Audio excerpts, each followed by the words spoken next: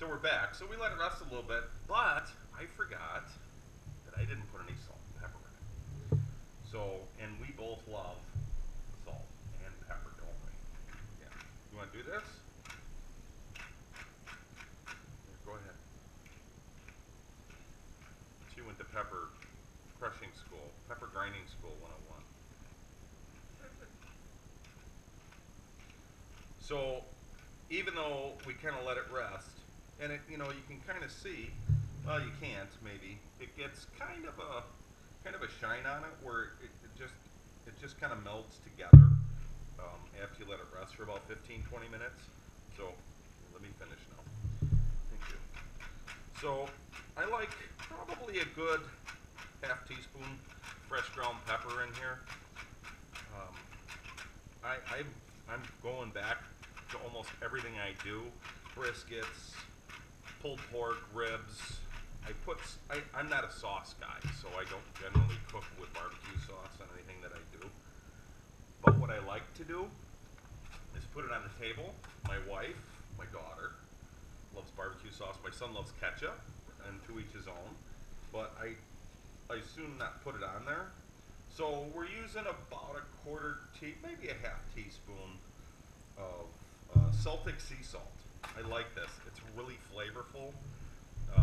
This is the only salt we try using. We put it in grinders, and it's just good. It's a little rough when you put it on popcorn, though, so we have to use popcorn salt for that. But, right? Yeah, you don't like it on your popcorn, do you? No.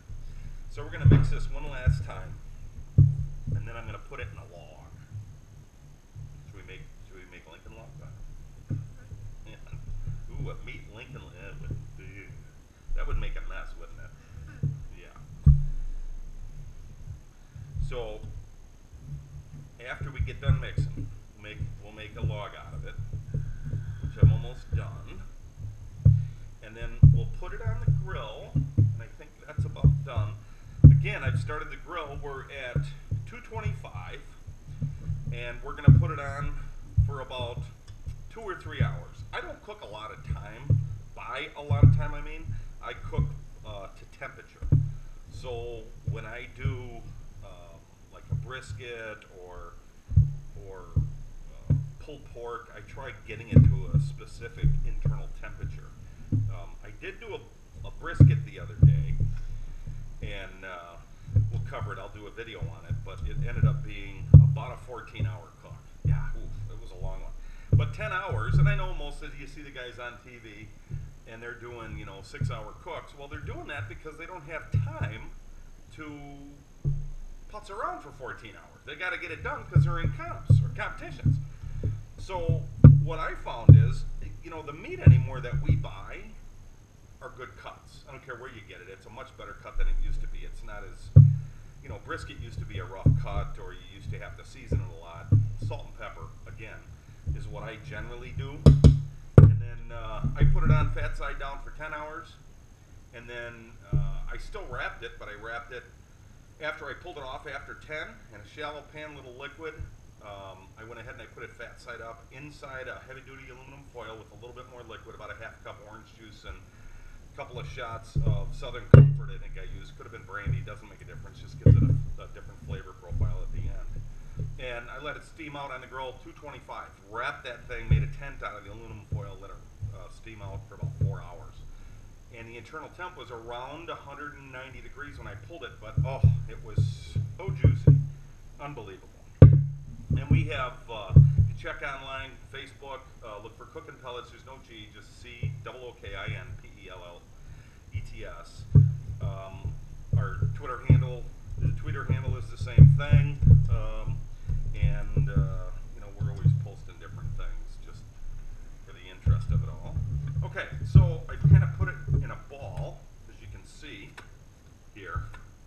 And I'm just going to put it out on the frog mat because this is really the easiest way to deal with it. Wow, look at that. Boy, if this was a Martian, this would be his head, wouldn't it? Look at that.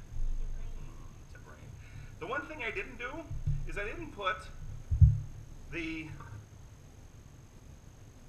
Ritz crackers in. Do you know why? You can have some now. this is pretty solid. And because it's solid, I didn't think we needed the Ritz crackers. We don't have a lot of moisture in it. I always keep the 4 Ritz crumbled up in case we need to pick up a little bit of the moisture out of it. So this is kind of important, what I'm doing now, is you want to have this to a pretty consistent log. And the reason you do is you want it to cook throughout and remain the same temperature on the ends as it is in the center. Why do we want to do that? Well, sometimes people don't like really crusty ends. And you know, on the end it can get kind of crusty if it's not as fat as the center. So what I try doing is just rolling it out like this. What do you think? Does that look pretty even? Sure? Are you just agreeing? If you'd like to have all of them, sure. I am sweating a little bit. Thank you for noticing. So there we have it. 2 pounds of ground, 3/4 cup of breakfast sausage, regular breakfast sausage, nothing special unless you like one that's really special. Cup of breadcrumbs. I use an Italian breadcrumb personally, like it. 1 egg, sweet medium onion. I like Vidalia's or just a sweet onion at the store. I think it gives it a better flavor. It's not as bitey as a standard onion is. 3 cloves of garlic because you can't have enough garlic.